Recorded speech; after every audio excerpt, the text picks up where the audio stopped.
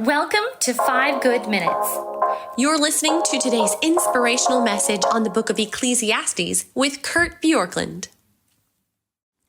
Ecclesiastes 4 has one of the famous passages of Ecclesiastes. It's often used in weddings. And I'm referring to chapter 4, verses 9 through 12. Here's what it says. 2 are better than 1 because they have a good return for their toil.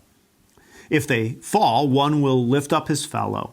But woe to him who is alone when he falls and has not another to lift him up. Again, if 2 lie together and keep warm, how can one keep warm alone? And though a man might prevail against one who is alone, 2 will withstand him. A 3-fold cord is not quickly broken.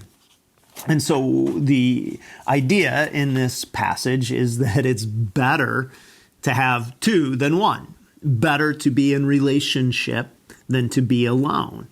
Why? Verse 10, because there's encouragement when we're weak. For if we fall, if one falls, his fellow will lift him up. But woe to him who's alone, because he won't have anyone to lift him up.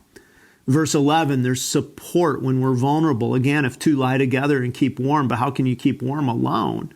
And then verse 12, there's protection when we're attacked. And though a man might prevail against one who is alone, 2 will withstand him. And then there's this statement, a 3-fold cord is not quickly broken. And many have seen an allusion here to God saying when a rope has 2 cords tied together, it has some strength, but when there's 3 strands, it's even stronger. And this is an allusion to saying 2 are referring to friendship, relationship, marriage, partnership, whatever image you want. And when you bring God into the mix, then it's even stronger. I'm not 100% convinced that this text is pointing to God. I'm not convinced that it isn't. There's no reason to think that he's not just simply saying if 2 are good, 3 is even better. Obviously, at that point, he's not referring to marriage in that sense, but he's referring to the strength of community. He's referring to the strength of relationship. And again, it's possible that that's an allusion to God. It's just not 100% clear if that's what he's doing or just making a general wisdom statement about relationship. But what is clear here is that he's saying it's better to choose not to live life alone.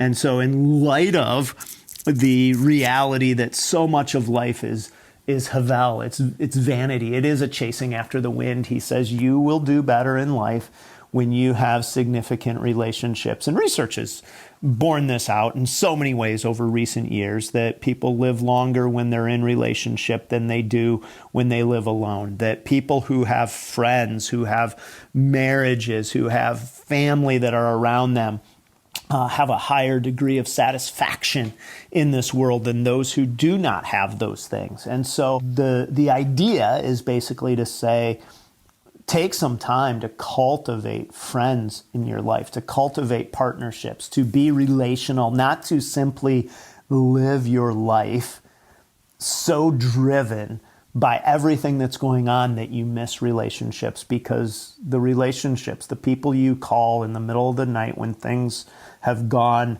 crazy bad for you in some ways, the people that you call to celebrate, that you rejoice with, those are the people who bring such important texture to your life, such important stability to your life, that to live your life without prioritizing that is to mean that you have chased the wind so much that you've missed something that is really important. So what can you do today, this week, to cultivate the kinds of friends who are the 2 a.m. friends, the people that you call in the middle of the night? Those are some of life's great gifts.